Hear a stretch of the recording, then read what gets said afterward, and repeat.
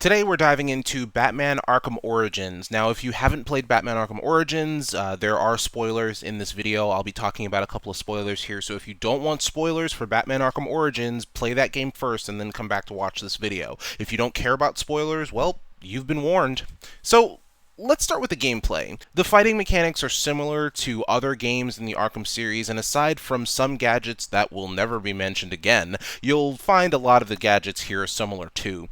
There are a few times where the game lagged while I was just traveling through Gotham, and there were a few times where I'd fight a bunch of thugs and I'd need to interrogate someone for information, but the prompt wouldn't show up at times. This meant that I would have to start the mission over again to get it. Whereas Arkham Asylum and Arkham City had me solve riddles and track down bad guys, which made me feel like Batman, Origins had elements that made me feel like a detective.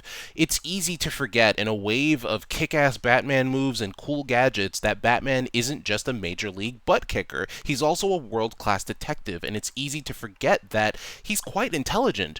When using detective vision to figure out crimes, it's also very awesome to rewind and fast forward through projected images of the crime to figure out certain details. I mean, it might have been very simple, but I enjoyed the detective feel to Batman this time around. Despite being in an open world like Arkham City, Origins feels more polished than City in regards to the open parts that you get to explore, and it feels big without feeling too big or daunting. That's what she said. Yes, it's an open world, but you can always find your way back to the main story missions thanks to there being a clear objective to each side mission, as well as clear markers on the map. And when you mark something on the map, the giant bat signal will appear above the location, and I think that's pretty cool. It's clear that you need to advance to a certain point in the story in order to get a gadget to access some side missions, but it's clear where you need to go. Now, as for the story, Black Mask has hired 8 assassins to kill Batman, and it's up to him to unravel a conspiracy that could end up in a lot of dead civilians. And since the assassins will use innocent people to get his attention, he can't simply stay at home and wait them out. I was intrigued by the story, mainly because there were a lot of moments to enjoy. It takes place early in Batman's career where he doesn't have the support of his allies in the GCPD. Actually, the public and the criminal underworld are both scared of him.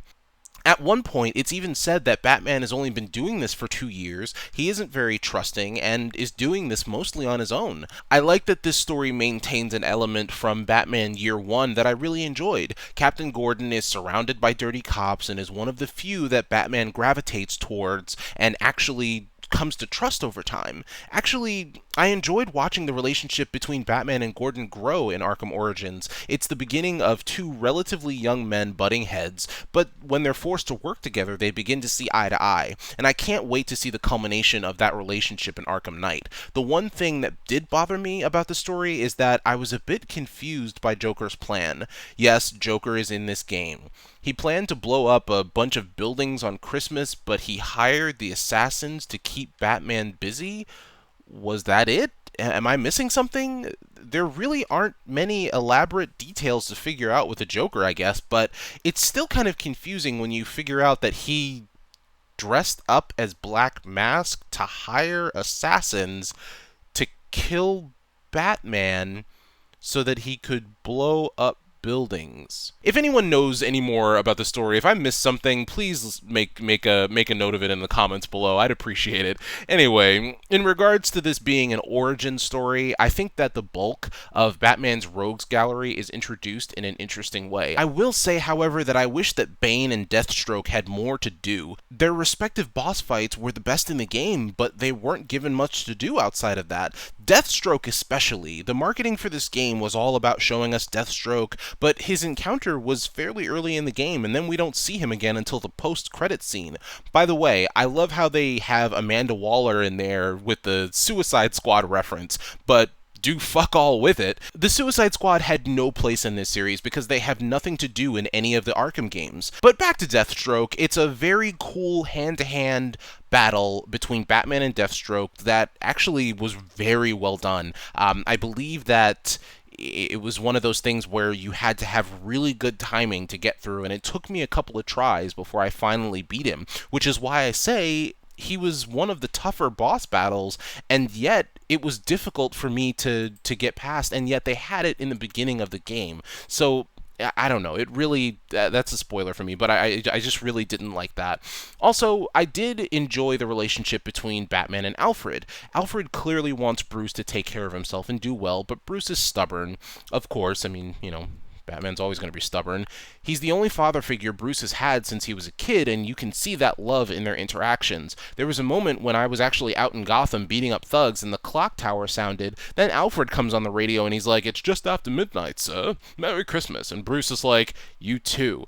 And I'm like, the feels! That hit me where I live! This game is full of those types of subtleties like that to where you can analyze and connect and feel good about what you're experiencing. As for my final thoughts, I'll be very clear. I wanted to hate this game. I wrote it off when WB Games announced that they wouldn't be fixing any more bugs in the game. I already assumed it was an unnecessary cash grab, but that was the straw that broke the camel's back for me. And with Arkham Knight already out, I bought it as a sale combo with the season pass to actually give the game a chance. And I went into this game with nothing but negativity and assumptions. That was wrong with me, not just because it blew my expectations out of the water, but because that's not how one should interact with the world. If you have negative thoughts about something but haven't had the experience, you're not giving yourself a chance to be curious and to try new things. You're closing yourself off from new opportunities and ideas. I admit that I wrote this game off and I wasn't going to give it a second chance until I saw it on sale. And make no mistake, this game isn't Game of the Year material, but it's definitely a worthy addition to the Arkham series. I had a lot of fun with it and it entertained me in a way that only an Arkham game can do. And I like my entertainment well done. I'm the Black Dragon. Have a good one.